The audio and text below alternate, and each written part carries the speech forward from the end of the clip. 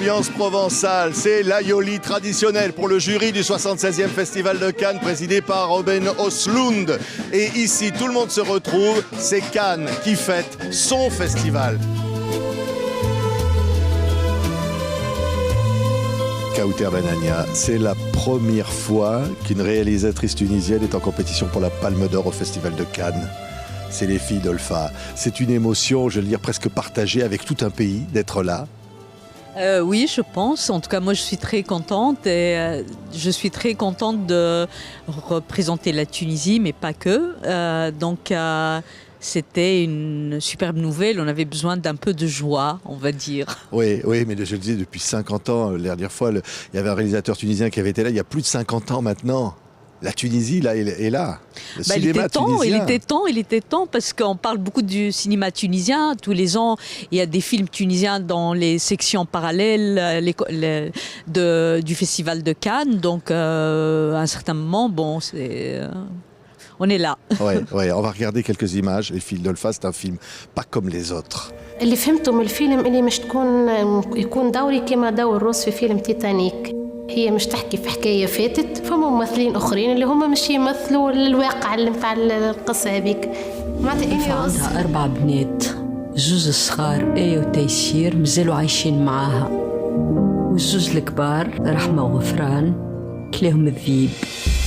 Racontez-nous l'histoire de ce film, Kauter, parce que c'est absolument incroyable. C'est une vraie histoire. Olfa existe, elle est dans le film.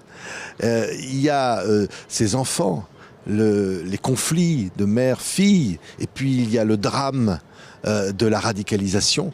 Et comment vous avez eu l'idée de raconter cette histoire dans un film qui est tout à fait hors norme, parce que c'est à la fois un film de fiction et un documentaire par moment, c'est jouer avec des acteurs professionnels ou les personnages eux-mêmes qui ont vécu tout ça, c'est incroyable. Tout a commencé en 2016, l'histoire d'Olfa était un peu médiatisée, et il y avait pas mal de faits divers qui ressemblaient à cette histoire, et il y avait cette question, moi, que je me suis toujours posée, pourquoi des jeunes, des adolescentes, là, dans le cas des filles d'Olfa, choisissent font ce choix entre guillemets, parce qu'après j'ai compris que c'est pas vraiment un choix conscient et assumé, font ce choix assez morbide. Et donc face à cette question, j'écoutais Olfa parler à la radio et j'ai trouvé d'abord le personnage fascinant, plein de contradictions, et nous dans le cinéma on aime bien les personnages contradictoires qui ont plein de défauts mais qui sont aussi charismatiques et fascinants. Et il y avait aussi cette chose qui m'intéressait beaucoup, c'est la transmission mère-fille. Donc elle parlait de ça et du coup je l'ai tout de suite contactée et je lui dis j'aimerais bien qu'on fasse un film ensemble. Oui, et alors il y a les 2 filles disparues. Là, ce sont des comédiennes qui les jouent. Et puis, il y a les 2 qui sont encore là, qui jouent leur propre personnage, qui ne jouent pas d'ailleurs. C'est un film qui n'est pas comme les autres. Hein. Absolument, je voulais utiliser les outils du cinéma pour faire une famille recomposée où des comédiennes rencontrent de vrais personnages et les vrais personnages les dirigent pour se rappeler d'une mémoire traumatique, de souvenirs, de scènes de leur vie, mais pas que, c'est-à-dire les comédiens sont là aussi pour poser des questions parce que les comédiens savent faire ça, le pourquoi du comment, la motivation et ça, j'avais besoin de ça, de questionner à la fois cette mémoire traumatique, de la comprendre et de l'analyser. Donc le film, je l'ai imaginé comme une espèce de grand laboratoire thérapeutique où on va faire un cheminement d'introspection pour comprendre. Oui, et alors, ça nous amène, évidemment, il y a un personnage masculin d'ailleurs qui joue plusieurs rôles et qui à un moment d'ailleurs se tourne vers vous, c'est-à-dire que là on n'est plus dans la fiction et qui vous dit j'ai des doutes sur le film et vous le gardez ça dans le film. Oui, parce que c'est un film qui m'échappe parfois, par moment, moi qui est si contrôle fric, j'aime bien tout contrôler, tout ça. Et c'est ce que j'aime au fait dans ce genre de format. C'est ce que j'aime dans le documentaire parce que tout n'est pas planifié. Le hasard et les réactions sont... ça fait de moi la première spectatrice de mon film. Et on a typiquement un moment, parce que c'est un film sur l'histoire de Olfa et ses filles, mais c'est aussi un film sur le travail d'acteur.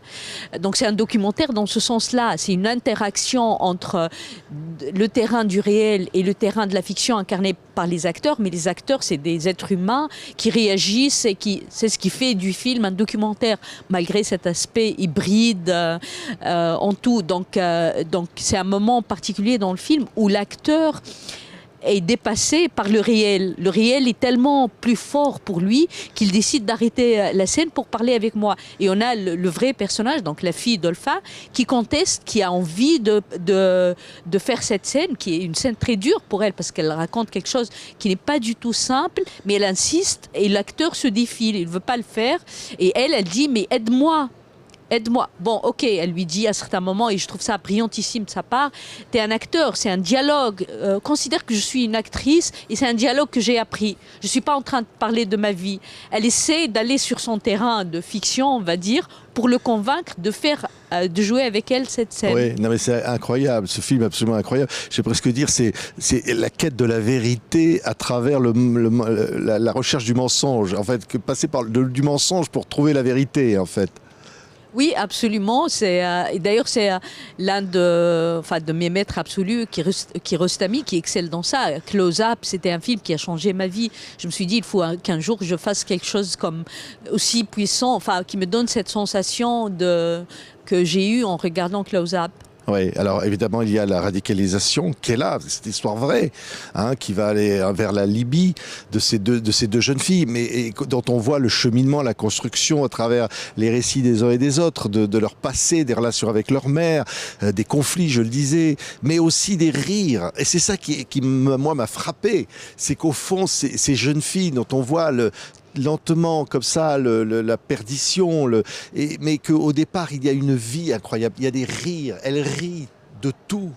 Oui, absolument, c'est ce qui m'a frappé moi, c'est-à-dire je me dis, quelqu'un qui a ce genre de vie, il devient dépressif, il est dans... Non, pas du tout, il y a une joie, c'est-à-dire moi à chaque fois quand je vais les voir avant le tournage, elle me raconte des horreurs, mais je suis morte de rire et je culpabilise presque. Mais je trouve ça tellement salvateur et je voulais avoir ça dans le film parce que c'est quelque chose qui... l'humour, c'est la politesse du désespoir, comme on dit. Donc, il y a quelque chose qui les aide à survivre dans ces éclats de rire. Oui, oui. Et puis, je veux dire aussi, c'est un film de femmes. Ce sont des jeunes filles, des mères...